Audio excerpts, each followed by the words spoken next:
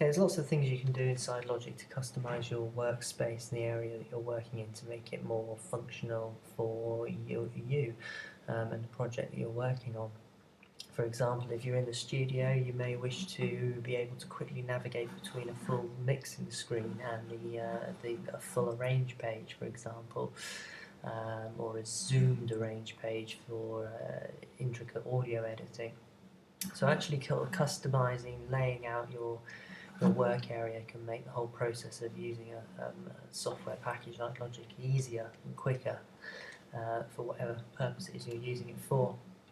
So as we've seen in previous tutorials, the general overview of Logic, we have different windows. We can open and close those windows by clicking on various buttons. We can load up different windows such as the mixer screen, the sample editor. Nice function and quick sort of shortcut. If you want to disattach the mixer window or any of these windows for that matter, you can literally click on the tab and drag and it disattaches the window for you. So if you're using split screen, for example, in the studio, you could drag your mixer over onto the split screen, have your range page on another screen. You can maximise it to give the full size mixing window. Obviously I've got no tracks here at the moment, so you can't see anything displayed on the mixing desk. So I'm going to quickly pop in 8 audio tracks. There we go, and we can see now the mixing desk is displaying a full mixing window. Sorry about the sound in the background, that's a printer. Right, okay, so the mixing window, we can disattach that and move it about. You can with any of these windows, you just click and drag them off the piano roll. You want a full screen piano roll, then you can disattach it and maximize its size. Okay. So the next thing to look at then is sort of fun things in Logic, organising your audio files, changing these icons. These icons, they always just default as an audio waveform, but if you want something a bit more interesting, then if you click on the track over in the inspector window, make sure you can see the inspector window, you click on where it has the track name. Obviously you can customise the track name.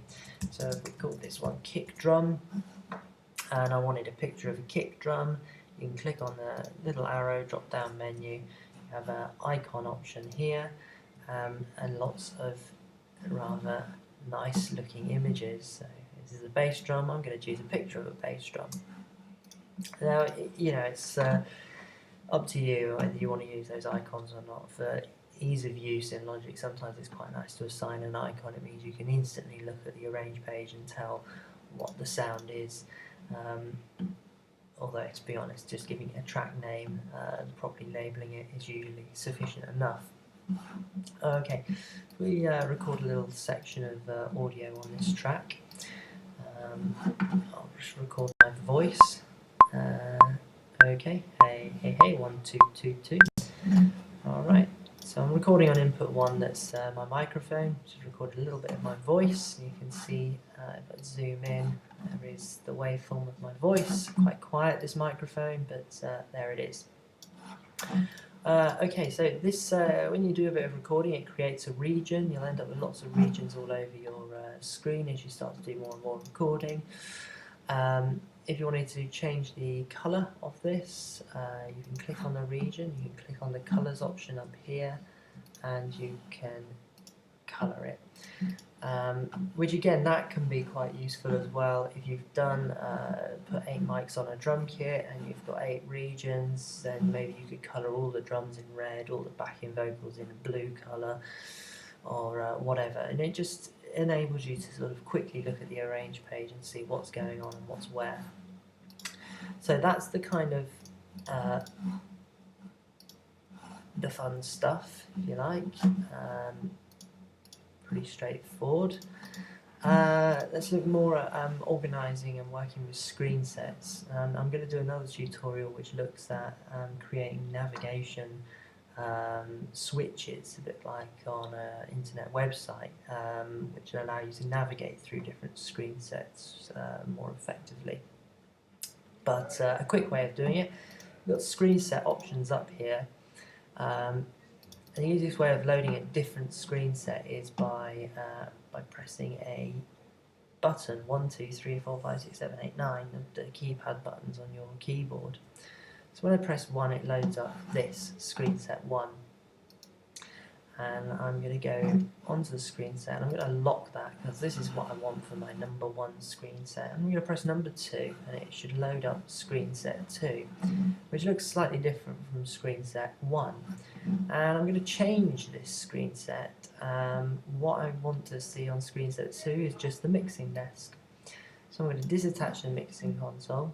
I'm going to close down my arrange page, leaving just the mixing desk, and maximise its view, and then I'm going to lock that screen set. So now if I press 1 on the keypad on my keyboard, it will go to screen set 1, which, as you can remember, is my arrange page, inspector, media browser. If I want to go straight to a full scale mixing desk, I can just hit 2 and it loads up the second screen set.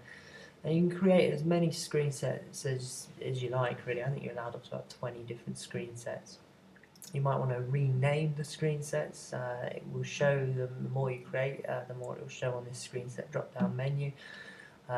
This one's currently called Arrange Library. I could change that by just clicking rename, and I'll call that the Arrange page.